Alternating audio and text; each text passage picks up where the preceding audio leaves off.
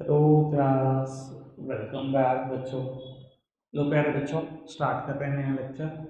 अब वो national income unit पर हमारा लास्ट थियोरेटिकल लेक्चर है ये, ठीक है ना। और प्रैक्टिकल में कोई समस्या होगी तो देखेंगे, वैसे मुझे लगता है तो एक आध होगी वो देख लेंगे आज ही, ठीक है। कल बाबू आएंगे, एक नई यूनिट स्टार्ट करेंगे, ठीक है जी। छुट्टी का स्कोप नहीं है, ठीक है, किसी भी हाल में, ठीक है ना। 30 जून को देख लेना बाबू, माइक्रो सॉरी मैक्रो इकोनॉमिक्स खत्म हो चुकी है। चलो बाकी देखते हैं। अब वो सब सामने देख रहे हैं, एक टॉपिक की चर्चा कर रहे हैं, GDP at current prices versus GDP at constant prices. अब वो जीडीपी एट करंट प्राइस, इसको बेटा कुछ लोग प्यार से बोलते हैं नॉमिनल जीडीपी। बेटा जीडीपी एट कांस्टेंट प्राइसेस, इसको लोग प्यार से बोलते हैं रियल जीडीपी। चलो खैर, क्या मुद्दा है ये मैं डिस्कस करता हूँ, अगर फिर कुछ करना। चलो जी, अब वो GDP at current prices versus GDP at constant prices, यानी कि nominal GDP versus real GDP. आओ जी बेटा, कंपेयर करते हैं क्या मुद्दा चल रहा है, समझते हैं जरा क्या है। अब वो मान लो 2019 है और आज इंडिया का टोटल प्रोडक्शन है 1000 यूनिट।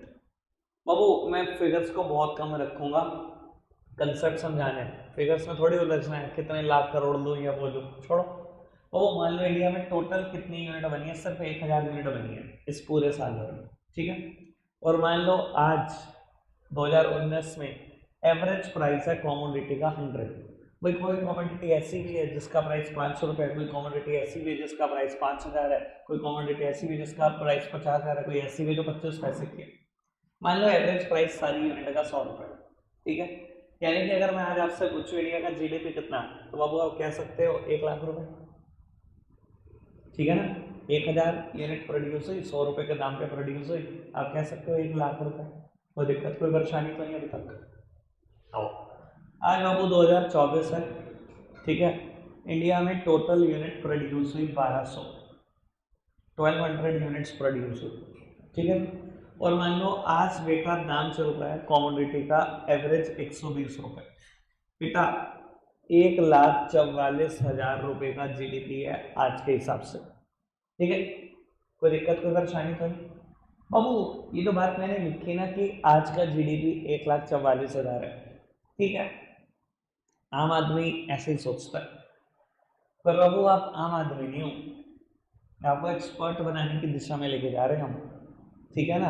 आपको इकोनॉमिक्स का एक्सपर्ट बनाना है। देखो आम आदमी ऐसे ही सोचता है, आम आदमी कहता है अच्छा 5 सालों में जीडीपी ने 44% ग्रोथ कर ली। बाबू देखो मैं आपको कहता हूँ, चलो ठीक है आम आदमी को सोचने दो, हमारी भाषा में ये सिर्फ नॉमिनल ग्रोथ है, ये कोई एक्चुअल ग्रोथ नहीं है। पता क्यों, देखो समझते हैं। सर 100 रुपए की दाम था 2019 में एवरेजली, 2024 में एवरेज दाम हो गया 120 रुपये। बाबू 20 रुपए तो प्राइस फ्लक्चुएशन की वजह से बढ़ गए, 20 रुपए तो प्राइस फ्लक्चुएशन की वजह से बढ़े हैं। ये कोई रियल ग्रोथ शो कर रहे हैं? अरे इन्फ्लेशन आ गया, जो 100 रुपए की चीज थी वो 120 रुपए हो गया, आप क्या कहोगे जीडीपी बढ़ेगा? समझ में आ रही है बात? मेरे लिए रियल ग्रोथ पता कब आप मेजर कर सकते हो, सब सामने देखना। रियल ग्रोथ आप पता कैसे मेजर कर सकते हो? आज 2024 है, आपने ये बोला कि आज 1200 यूनिट बनी, बिल्कुल मंजूर है मुझे, 1200 यूनिट बनी। लेकिन पता है क्या, इसको मेजर करो at a constant price. Price fluctuation को ना बिल्कुल कांस्टेंट कर दो, प्राइस की फ्लक्चुएशन मत काउंट करो, ठीक है ना जी। ठीक है, आज एवरेज कमोडिटी का प्राइस 120 है, पर आप प्राइस की फ्लक्चुएशन को कांस्टेंट कर दो, आप उसी प्राइस पे ही मेजर करना शुरू कर दो जिससे आप कंपेयर कर रहे हो। मैंने कंपेयर करना शुरू कर दिया 2019 से, अब वो यानी कि 100 रुपए से, यानी कि अब जीडीपी कितना बाबू, 1,20,000। बाबू ये जो 20% की ग्रोथ दिखाई दे रही है ना आपको, 1 लाख से 1,20,000, this is showing the real growth, it is known as real GDP. यहाँ मैं जीडीपी को कैसे मेजर कर रहा हूँ, जीडीपी को मेजर कर रहा हूँ एट द कांस्टेंट प्राइसेस। और यहाँ कैसे कर रहा हूँ, जीडीपी को मेजर कर रहा हूँ at the current prices. Babu this is showing the nominal growth and this is showing the real growth. ये बेटा जो बात चल रही है बाबू ये नॉमिनल जीडीपी की चल रही है और ये जो बेटा बात चल रही है वो रियल जीडीपी की चल रही है। बात समझ रहे? सिंपल एंड इजी, बिल्कुल क्लियर। आगे बढ़ूंगा आपको। बाबू कई बार ना पेपर ये कह देता है, जैसे मैंने तो कंपेयर करा ना GDP at constant prices versus GDP at current prices. Paper कई बार कह देता है GNP eight constant price, GNP eight current price को कंपेयर कर दो। इससे क्या फर्क पड़ता है? बस नाम में डी की जगह एन करना और क्या, बाकी सब कुछ सेम। अगर क्वेश्चन कह दे NNP at constant price, NNP at current price को कंपेयर करो, तो मुझे क्या फर्क पड़ता है? मैं दोनों जगह एनएनपी लिख दूंगा, बात सारी सेम है। यहाँ इस टर्म का इस्तेमाल करता है मुझे नहीं पता, बात सारी की सारी सेम। क्लियर? आगे बढ़े, समझ में आया जीडीपी एट करंट प्राइस क्या होता है, जीडीपी एट कांस्टेंट प्राइस क्या होता है? ठीक है दिवेश, आगे बढ़ जाए। बाबू आपको पता है कंपैरिजन करने के लिए ईयर कौन सा दिया जाता है? मैंने तो अभी फिलहाल 2019 से कंपेयर करा। इंडिया में कंपैरिजन के लिए ईयर दिया जाता है 2011। पता है क्यों दिया जाता है? उस ईयर प्राइस में कोई भी फ्लक्चुएशन नहीं हुई थी, उस साल कोई भी नेचुरल कैलामिटी नहीं थी इंडिया में। हमेशा वही ईयर बेस ईयर लिया जाता है जिस साल इंडिया में कोई भी नेचुरल कैलामिटी नहीं होती। ठीक है जी, क्योंकि उस साल प्राइस पे ना इफेक्ट नहीं आता किसी और चीज का। आप कुछ समझो, मान लो बेटा भगवान ना करे हर साल कहीं ना कहीं कैलामिटी देखने को मिल जाती है, कभी केरला, कभी उत्तराखंड, कभी कहाँ, कभी क्या। ठीक है, कहीं पर भी कोई नेचुरल कैलामिटी होती है, फसलों को नुकसान पहुंचता है, जो चीजें वहां पर पैदा होती हैं उसको नुकसान पहुंचता है, बाकी चीजों का भी कहीं ना कहीं दाम बढ़ना शुरू हो जाता है। तो कहीं ना कहीं बेटा नेचुरल कैलामिटी से ना प्राइस में फ्लक्चुएशन जरूर आती है इकोनॉमी में। तो हमेशा ऐसा ईयर लिया जाता है बेस ईयर जहां पर प्राइस की फ्लक्चुएशन बिल्कुल ना के बराबर थी। और ये टॉपिक खत्म हो गया हमारा, बड़ा जरा सा टॉपिक था। अगले दो टॉपिक और बहुत जरा सा है, फिर एक टॉपिक बड़ा है और वो टॉपिक का नाम है जीडीपी डिफ्लेटर। जीडीपी डिफ्लेटर ये क्या चीज होती है? तो जीडीपी डिफ्लेटर आप कैलकुलेट कर सकते हो एक फॉर्मूला से, nominal GDP upon real GDP multiply by 100। Logic समझते हैं इसका क्या मतलब है? बाबू मैंने जो अभी पिछला एग्जांपल लिया वहीं से फिर को पुट कर दूं और एक्सप्लेन करने की कोशिश करूं। बाबू अभी मैंने जब एग्जांपल लिया तो मेरा नॉमिनल जीडीपी आ रहा था 1,44,000, रियल जीडीपी आ रहा था 1,20,000 multiply by 100। Babu it is 120। अब सुनना सर, मैं यहाँ पर ना मल्टीप्लाई इसलिए नहीं कर रहा हूँ 100 से कि मुझे आंसर परसेंटेज निकालना है। ठीक है ना, मुझे बाबू इसका मतलब पता है क्या है? ये क्या कैलकुलेट कर रहा है? आपने शायद ना इंडेक्स नंबर में क्लास 11th में ऐसी चीजें कैलकुलेट की हुई हैं पर आपको पता नहीं, पता नहीं है आपको, करी तो हुई है आपने। वो यही होता है ना, हमारा रीड तो कोई कराता नहीं, वहाँ आपने फॉर्मूला रटा होता है और आप आगे बढ़ जाते हो। याद होगा अगर मैंने कराया था ना तो मैंने बात बोली भी थी। तो ये कैलकुलेट कर रहा है सच मायने में प्राइस फ्लक्चुएशन। अगर आप इसको ढंग से रीड करो इसका मतलब मैं बता देता हूँ। अगर कोई चीज बेस ईयर में 100 रुपए की थी तो उसका आज का दाम कितना हो चुका है? प्राइस फ्लक्चुएशन की वजह से जो जीडीपी इंक्रीज दिखाई दे रहा है, ये दिखाई दे रहा है, ये रियल जीडीपी नॉमिनल है, इसमें प्राइस फ्लक्चुएशन की वजह से कुछ ना कुछ इंक्रीज होगा। मानते हो ना? आपने दिन उससे पिछला टॉपिक पढ़ा, प्राइस फ्लक्चुएशन बेसिस में कुछ ना कुछ होगा ना, वो निकालने की कोशिश करना कि अगर कोई चीज बेस ईयर में 100 की थी तो आज करंट ईयर में कितने रुपए की होगी, ये वो बताने की कोशिश करेगा आपको। समझ में आ रही है बात? और बाबू देखो ये क्या दिखा रहा है कि करंट ईयर में वो चीज 120 की हो गई है। क्या बेटा मैंने भी ऐसे ही कैलकुलेट किया था? अगर कोई चीज बेस ईयर में 100 की है तो करंट ईयर में 120 की हो चुकी थी। अगर मैं यही डेटा यूज करूं तो 100 का वो 120 ही तो दिखाएगा। अभी तो दिखाया मेरे एग्जांपल में भी। यानी कि बेटा जीडीपी डिफ्लेटर का काम पता है क्या है? बाबू ये प्राइस की फ्लक्चुएशन आपके सामने निकाल कर रखेगा कि प्राइस के बढ़ने से जीडीपी कितना बढ़ा, जबकि आपको एक पता वो रियल ग्रोथ नहीं होती, वो तो एक सब नॉमिनल ग्रोथ है, वो सब नामसारे की ग्रोथ है। बोलो के समझ में आती है बात? अच्छा एक चीज और सुनो, कभी कभी नाम जीडीपी डिफ्लेटर ना आया, जीएनपी डिफ्लेटर, एनएनपी डिफ्लेटर आया तो आपको कोई फर्क पड़ेगा इस चीज से? फॉर्मूला तो आप लिखोगे nominal GNP upon real GNP, वाई ओवर एनएनपी तो आप लिखोगे nominal NNP upon real NNP, बात सारी से। ठीक है, दो बातें समझ में। चलो आओ बाबू, अब मैं टॉपिक का डिस्कशन करेंगे, सिंगल सेकंड का है, although it is a hypothetical situation, पर कभी 1 मार्क में आ सकता है। बाबू एक टॉपिक है बिल्कुल जरा सा एक लाइन का, ग्रीन जीडीपी। ठीक है, वैसे तो अगर नाम से समझने की कोशिश करोगे तो बहुत कुछ समझ आएगा। बाबू ग्रीन जीडीपी मतलब हाइपोथेटिकल बात है, ये पता है क्या कहता है, किसी भी देश का जीडीपी निकालो, मतलब एक्चुअल प्रोडक्शन निकालो, और माइनस कर दो against the degradation of environment and the depletion of natural resources. कहते हैं आप ठीक है, आपने प्रोडक्शन इतना करा, वो निकालो, आप एडजस्ट कर दो उस प्रोडक्शन को अगेंस्ट आपने एनवायरनमेंट को कितना नुकसान पहुंचाया, कितने नेचुरल रिसोर्सेज को नुकसान पहुंचाया, वो माइनस कर दो, यही कैलकुलेट कर सकता है ग्रीन जीडीपी। सर वैसे मैं बता देता हूँ, आपको भी पता है, ये कैलकुलेट करना कि हमने नेचुरल रिसोर्सेज को कितना नुकसान पहुंचाया, एनवायरनमेंट को नुकसान पहुंचाया, it is next to impossible, मुश्किल काम है। और अगर सच मायने में कोई ईमानदारी से कैलकुलेट कर रहा है ना देश, तो answer would be a negative one. क्योंकि मैं कहता हूँ चाहे आपने कई लाखों करोड़ों का प्रोडक्शन कर दिया हो, तो अगर आप एनवायरनमेंट को और नेचुरल रिसोर्सेज को नुकसान पहुंचा रहे हो ना, उससे कई गुना ज्यादा है, आंसर तो कभी पॉजिटिव आ ही नहीं सकता मेरे हिसाब से सोचोगे तो। और that is a hypothetical situation कि जीडीपी कैलकुलेट करो, उसको एडजस्ट कर दो against the degradation of environment and depletion of natural resources.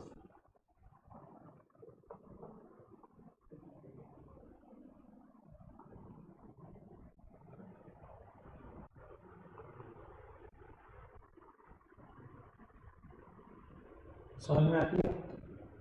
कोई दिक्कत कोई परेशानी तो नहीं? बढ़ाए बात को आगे। चलो बाबू, लास्ट टॉपिक, चैप्टर खत्म, यूनिट खत्म, सब कुछ खत्म। अब वो ये टॉपिक थ्योरी के हिसाब से मोस्ट इंपॉर्टेंट है। जिस साल थ्योरी आती है, जिस साल कभी कोई प्रैक्टिकल क्वेश्चन देखने को नहीं मिलता, तो ये क्वेश्चन जरूर देखने को मिलता है, जरूर। इस क्वेश्चन की ब्यूटी है ये। अब काम है जीडीपी एंड वेलफेयर, और आपको बता देता हूँ दुनिया में आधे से ज्यादा लोग पता है क्या समझते हैं, जीडीपी का बढ़ना वेलफेयर का बढ़ना होता है, और जीडीपी का गिरना वेलफेयर का गिरना होता है। पर मैं आपको प्रूव करूंगा, 5 ऐसे फैक्टर देकर बताऊंगा कि हर जगह जीडीपी का बढ़ना वेलफेयर का बढ़ना नहीं होता, और हर जगह वेलफेयर का बढ़ना जीडीपी का बढ़ना नहीं होता। यानी कि ये दोनों टर्म इंटरचेंजेबली यूज मत करो, जीडीपी का मतलब वेलफेयर नहीं होता, वेलफेयर का मतलब जीडीपी नहीं होता, पर दुनिया समझती है कि एक जैसी बात है। ठीक है, आओ प्रूव करते हैं। अगर मेक सेंस लोग करते हैं बात। बाबू टॉपिक है जीडीपी एंड वेलफेयर, टॉपिक का मतलब समझ में आया, मैंने समझाने की कोशिश करी। हर जगह जीडीपी का बढ़ना वेलफेयर का बढ़ना नहीं होता, हर जगह वेलफेयर का बढ़ना जीडीपी का बढ़ना नहीं होता। अब बाबू 5 फैक्टर हैं जिससे मुझे प्रूव करना है बात। बाबू सबसे पहला factor, distribution of GDP, distribution of GDP. आओ जी समझते हैं क्या है इसका मतलब। आपको पता है बेटा, दुनिया में एक्चुअल में ये सिचुएशन है कि शुरू के जो 10-20% लोग हैं ना दुनिया के, उनके हाथ में दुनिया का ना 80% पैसा है, और जो बाद के 80% लोग हैं ना, उनके हाथ में दुनिया का बचा हुआ 20% पैसा है। आपको पता है ये सिचुएशन है दुनिया में, इंडिया में भी है। इंडिया के जो टॉप 20% रिचेस्ट लोग हैं ना, अगर मैं उनको अलग कर दूं तो उनके हाथ में इंडिया का 80% पैसा है, और जो बच्चे का 80% लोग हैं ना, उनके हाथ में दुनिया का 20% पैसा है। शायद ऐसा भी हो सकता है जो शुरू के 10% लोग हैं, उनके हाथ में 90% पैसा है, और बचे 90% के हाथ में सिर्फ 10% पैसा है। सर अमीर और अमीर होता चला जा रहा है, और गरीब और गरीब होता चला जा रहा है। आपके फादर, मेरे फादर के जमाने में बात होती थी कि पहला लाख कमाना मुश्किल है, बस पहला लाख आ जाए तो पता नहीं अगला लाख कितनी जल्दी आ जाएगा, और पता नहीं उससे अगला लाख कितनी जल्दी आ जाएगा। अगर आपके पिताजी ने 20 साल लगाए होंगे ना पहला लाख कमाने में, तो अगला लाख कमाने में 5 साल लगाए होंगे। पता नहीं क्या बात है, मनी पैसे पैसे को खींचता भाई, बड़ी सीधी सी बात है। हमारे जमाने में बात थोड़ी सी चेंज हो चुकी है, पहला करोड़ कमाना मुश्किल है, पहला करोड़ आ जाएगा पता नहीं दूसरा करोड़ कितनी जल्दी आ जाएगा। ये सच में बात है, अमीर अमीर और गरीब गरीब। ठीक है जी, मैं बात थोड़ा सा एग्जांपल देकर बताता हूँ ताकि आपको आइडिया लगे। मान लो कोई ईयर है, लेट्स सपोज 2020, ठीक है जी, और बाबू इंडिया का जीडीपी है 100, ठीक है, और इंडिया की पॉपुलेशन है लेट्स सपोज 20, ठीक है बाबू। इसमें से सिर्फ 4 ही लोग अमीर हैं और बेटा बाकी 16 लोग गरीब हैं। एक्चुअल बात कर रहा हूँ मैं, कोई हवा में बात नहीं कर रहा, ऐसे ही है जो मैं बोल रहा हूँ, बिल्कुल ठीक बोल रहा हूँ, बल्कि इससे कम ही होंगे कुछ, ठीक है ना। लेकिन अब वो ये भी बात है, जीडीपी का बेटा एक बहुत बड़ा पोर्शन, बहुत बड़ी कमाई इन्हीं के हिस्से में आती है, और बाबू एक बहुत छोटी सी कमाई लेके जाते हैं बाबू। ये भी मैं बिल्कुल ठीक बात बोल रहा हूँ, अगर आप समझ सकते हैं तो जो मैं बोल रहा हूँ बिल्कुल ठीक है। आगे बढ़ते हैं। वो इसके हिस्से में कितना आया, 80 रुपए समझ लो आए, 4 ही लोग हैं, 20 रुपए एक आदमी के हिस्से में आया, ठीक है ना जी। और बाबू अगर मैं यहाँ की बात करूँ तो बेटा एक आदमी के हिस्से में सिर्फ 1 रुपया 25 पैसे आ रहा है, ठीक है। आगे बढ़े बाबू, साल बीतते गए और मान लो आज आप खड़े हो 2025-26 में, किसी एक साल में खड़े हो, ठीक है। आज इंडिया का जीडीपी बढ़कर 200 हो गया, ठीक है, 5-6 साल हो गए लगभग, हमने अपना प्रोडक्शन डबल कर लिया, ठीक है। पॉपुलेशन भी बाबू एक ठीक ठाक ग्रोथ ले चुकी है, 30 हो चुकी है, 50% पॉपुलेशन बढ़ा दी मैंने 6 साल में, ठीक है बाबू। इंडिया में बढ़ भी ऐसे ही है। आगे बढ़ाते हैं बात को। सर अमीरों की काउंटिंग में बस एक आदमी ऐड हुआ, गरीबों की काउंटिंग में बहुत सारे हो गए। इन 30 में से बेटा 25 लोग गरीब हैं, 5 लोग अमीर हैं, पर वो हालात और बदतर हो चुके हैं। इनके हाथ में 200 में से 170 पहुंच जाते हैं और इनके हाथ में पहुंच जाते हैं। सर मुझे बस एक बात का आंसर करना, जीडीपी बढ़ा या नहीं, फटाफट बताओ, जीडीपी बढ़ा या नहीं बढ़ा, वेलफेयर बढ़ा, ईमानदारी से बताना, वेलफेयर बढ़ा। सर गरीब आदमी और गरीब होता जा रहा है, पहले 1.25 आ रहा था, अब वो भी नहीं आ रहा, अब 1.20 आ रहा है, और धीरे धीरे और गिरेगा। जीडीपी बढ़ रहा है जी, बिल्कुल बढ़ रहा है, दिखाई दे रहा है 100 से 200 हो गया। सर वेलफेयर बढ़ रहा है, वेलफेयर नहीं बढ़ रहा, पर हेड अवेलेबिलिटी ऑफ रिसोर्सेज गिर रहे हैं, बढ़ नहीं रहे। अमीर तो जरूर अमीर हो रहा है, गरीबों के हाथ में पर हेड अवेलेबिलिटी ऑफ रिसोर्सेज कम हो रहे हैं। पहले एक आदमी को 1 रुपी 25 पैसा मिल तो जाता, तब तो वो भी नहीं मिल रहा, 1 रुपी 20 पैसा ही मिल रहा है। पर हेड अवेलेबिलिटी ऑफ रिसोर्सेज गिरा है 6 साल बीतने के बाद, वेलफेयर नहीं बढ़ा।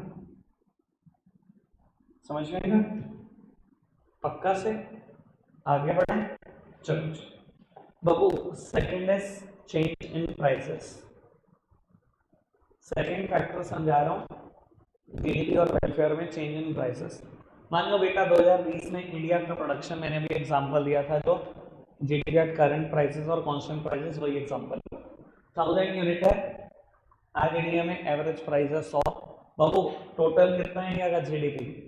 1 लाख, ठीक है बाबू। आज 2024 आ गया, इंडिया का प्रोडक्शन 1000 ही रहा, और मान लो आज प्राइस बढ़कर 120 हो गया।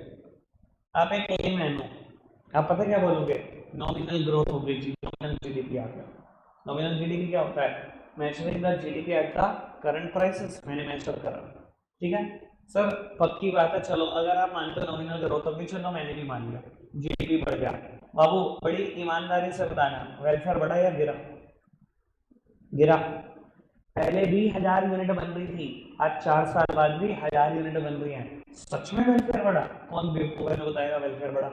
ये तो प्राइस फ्लक्चुएशन हुई, इन्फ्लेशन आ गया, आपने उसको ही ग्रोथ बता दिया।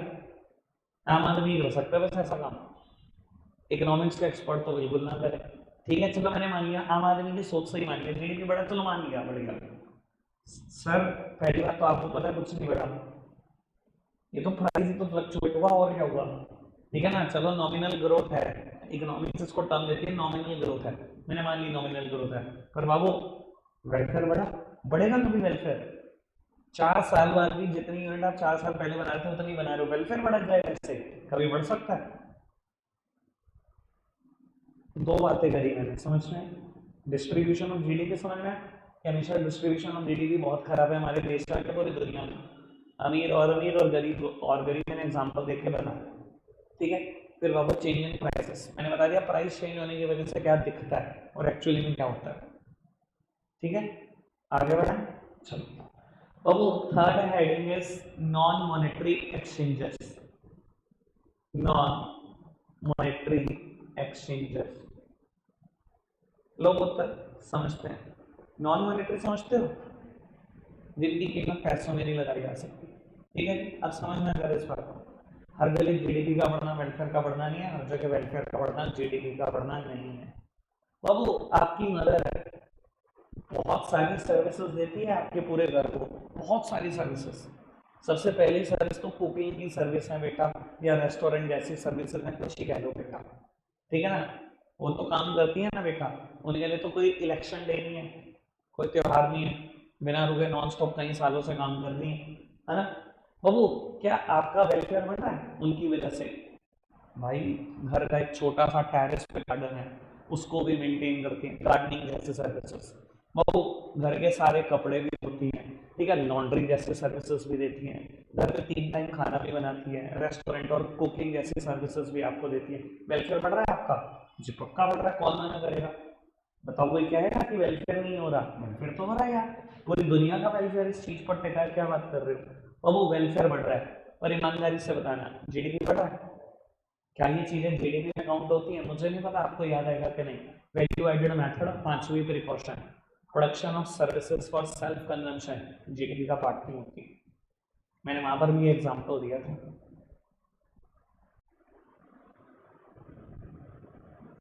क्लियर है बेटा बात? मैं क्लियर हूँ इस बात को लेकर, पक्का से, ठीक है ना। और आपको याद हो सरकार ने क्या लॉजिक देकर कहा था कि क्यों इंक्लूड नहीं होगी, इसकी सिमिलर मार्केट वैल्यू निकालना बहुत मुश्किल है, जबकि मैंने कहा था बड़ी बेवकूफ़ी बनी बात है, मार्केट वैल्यू मैं 2 मिनट में निकाल दूंगा इसकी। किसी भी गार्डनर को पकड़ो, देख लो, मार्केट वैल्यू और सर्विस निकलेगी, याद है। किसी भी कुक को पकड़ो बेटा, मार्केट वैल्यू और सर्विस 2 मिनट में पता लग जाएगी। किसी भी बेटा लॉन्ड्री सर्विसेज देने वाले को पकड़ो, मार्केट वैल्यू 2 मिनट में पता लग जाएगी। तो मार्केट वैल्यू निकल सकती थी, तो सरकार ने डेढ़ साल लॉजिक देकर इसको जीडीपी में ऐड करने से मना कर दिया, ठीक है जी। वो लोग क्या आगे बढ़ाए, चलो जी बाबू। Fourth one, externalities.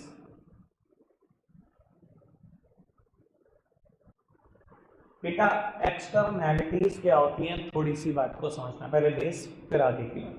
बाबू वो बेनिफिट्स जिसके लिए कोई आपको पे नहीं करता, और वो हार्म्स जिसके लिए आपको कोई पेनलाइज नहीं करता, उसको एक्सटर्नैलिटीज बोलते हैं। तो आप सोसाइटी को कोई बेनिफिट दे रहे हो पर आपको कोई पे नहीं करेगा, ऐसी एक्सटर्नैलिटीज को बोलते हैं पॉजिटिव एक्सटर्नैलिटीज। और बेटा वो हार्म्स जो आप सोसाइटी को दे रहे हो अगर कोई पेनल्टी भी आपके ऊपर नहीं लगाएगा, इसको बोलते हैं नेगेटिव एक्सटर्नैलिटीज। चलो जी आराम से समझते हैं, एग्जांपल देता हूँ। बाबू मान लो आपकी ना एक फैक्ट्री है, ठीक है, जहाँ आप केमिकल प्रोड्यूस करते हो, ठीक है। बाबू प्रोडक्शन में बहुत सारा धुआं निकलता है, सब सोसाइटी में एनवायरमेंट में छोड़ दिया जाता है, ठीक है। बेटा आपकी फैक्ट्री पहले साल में 8 ही घंटे चली है, 16 घंटे आप खाली बैठते थे, 8 घंटे काम करते थे, 10 से समझ लो 6 बजे तक, 10 बजे फैक्ट्री खोली, 6 बजे बंद कर दी, बाकी सारा टाइम आपका, ठीक है। इस साल आपको कुछ डिमांड ज़्यादा लग रही है, आपने फैक्ट्री को 15 घंटे ऑपरेट करना शुरू कर दिया, 2 शिफ्ट की लेबर रखी, एक 7 घंटे काम करेगी, एक 8 घंटे काम करेगी, ठीक है। मुझे एक बात बताओ, अब धुआं भी ज़्यादा होगा, पॉल्यूट तो एनवायरमेंट को ही करोगे, ठीक है। अब बाबू आप एक ऐसा हार्म दे रहे हो सोसाइटी को जिसके लिए कोई आपके ऊपर पेनल्टी भी नहीं लगाएगा, नुकसान भी बचा रहे हो, पेनल्टी भी नहीं लग रही, ठीक है। बाबू अच्छा बात बताओ, जीडीपी बढ़ रहा है कि नहीं? क्या बात कर रहे हो, जितना 8 घंटे प्रोडक्शन करते थे उतना ही करोगे 15 में? जीडीपी बढ़ रहा है, बढ़ रहा है, वेलफेयर बढ़ रहा है, आसपास रहने वाले सोसाइटी के लोग उनका वेलफेयर बढ़ रहा है। भैया वो ठीक ठाक क्वालिटी लाइफ जी रहे थे, आपने वो भी खत्म कर दी उनकी, 15 घंटे पॉल्यूशन कर करके, कहाँ तक इफेक्ट जाएगा सबको पता है, समझ में आ गई बात? पक्का से आगे बढ़ाएं बाबू। अब वो बेनिफिट्स जिसके लिए आपको कोई पे नहीं करता, पॉजिटिव एक्सटर्नैलिटीज, उसका एग्जांपल देता हूं बाबू। कोई फर्म आई, मान लो सहारनपुर में ऑपरेट नहीं करती, बाहर ऑपरेट करती है, उस फर्म के कुछ डायरेक्टर वगैरह है सहारनपुर विजिट करने, सामने गार्डन देखा, उन्हें बहुत अच्छा लगा, विजिट भी किया उन्होंने गार्डन को। गार्डन में कुछ इलाका खाली पड़ा है, उन्होंने क्या करा, पैसे डोनेट करे कि यहाँ पर प्लांटेशन कराया जाए अच्छा सा, मैं तो बहुत बढ़िया लग रहा है आकर, बहुत बढ़िया प्लांटेशन करा दिया, लाखों रुपये फूक गई कंपनी। सर आपने सोसाइटी को बेनिफिट दिया, कोई पे करेगा आपको उसके लिए? कोई नहीं पे कर रहा आपको। तो वो वेलफेयर बढ़ रहा है कि नहीं, बस मुझे बताओ जी। वेलफेयर 100% बढ़ रहा है। लोग जाते हैं जब घूमने, तंदुरुस्त रहेंगे, थोड़ा सा अच्छी ऑक्सीजन ले लेंगे, बढ़िया रहेंगे, वेलफेयर बढ़ रहा है। सर जीडीपी बढ़ रहा है, ये चीज़ें काउंट होती है जीडीपी में? सर कभी भी नहीं होती। ये तो आपने गिफ्ट दे दिया, ट्रांसफर इनकम है, कहाँ से काउंट करोगे इसको? समझ में आ रही बात? तो बाबू हर जगह वेलफेयर बढ़ना जीडीपी बढ़ना नहीं होता, हर जगह जीडीपी का बढ़ना वेलफेयर बढ़ना नहीं होता। मैंने समझाने की कोशिश करी, समझ में आ रहा है एक्सटर्नैलिटीज क्या होती हैं? वो बेनिफिट्स जिसके लिए आपको कोई पे नहीं करता, वो हार्म्स जिसके लिए कोई आपको पेनलाइज नहीं करता। आगे बढ़ते हैं, ठीक है। लास्ट हेडिंग पर है बाबू, लास्ट हेडिंग, चैप्टर खत्म। आओ जी, रेट ऑफ पॉपुलेशन या रेट ऑफ पॉपुलेशन ग्रोथ। सामने देखो जी प्लीज बाबू, कोई ईयर है 2016, ठीक है बाबू। आज मान लो इंडिया का जीडीपी भी 100 है, और मान लो आज इंडिया की पॉपुलेशन भी 100 है, ठीक है जी बाबू। आज 8 साल बीत चुके हैं, जीडीपी बढ़ा 20% से, जीडीपी की ग्रोथ हुई 20%, और बेटा पॉपुलेशन की ग्रोथ हो गई 22%। बस मुझे बताओ जीडीपी बढ़ा क्या नहीं बढ़ा? बढ़ा, 20% बढ़ा। वेलफेयर बढ़ा, क्यों बाबू? आज तो हर एक आदमी को, 100 पॉपुलेशन है, 100 जीडीपी है, शायद 1 रुपया मिल भी रहा है, पर हेड अवेलेबिलिटी ऑफ रिसोर्सेस है, एक तो मिल ही रहा है बाबू। जब यहाँ 22% ग्रोथ हुई तो पॉपुलेशन 122 हो गई, जब यहाँ 20% ग्रोथ हुई तो जीडीपी तो 120 ही हुआ। अब क्या हर आदमी के हिस्से में 1 रुपया आ रहा है? पर हेड अवेलेबिलिटी ऑफ रिसोर्सेस गिर तो रहा है, जीडीपी तो बढ़ रहा है ना, जीडीपी बढ़ रहा है, वेलफेयर बढ़ रहा है। 5 बातें समझाई मैंने, मुझे बताओ प्रॉब्लम क्या है? सब समझ में आ गया? कितने तो एक्सपर्ट हो नहीं तुम? सर मैंने तो पूरी कोशिश करी, आप मुझसे कुछ भी रिपीट कराना चाहते हो पूछ सकते हो, कुछ भी। ये देखो ये heading, externalities, non monetary exchanges, change in prices, distribution of GDP, कुछ भी डालो जो आप क्या चाहते हो। कुछ नहीं चाहते तो नोट डाउन करना शुरू कर दो सारा का सारा, ठीक है।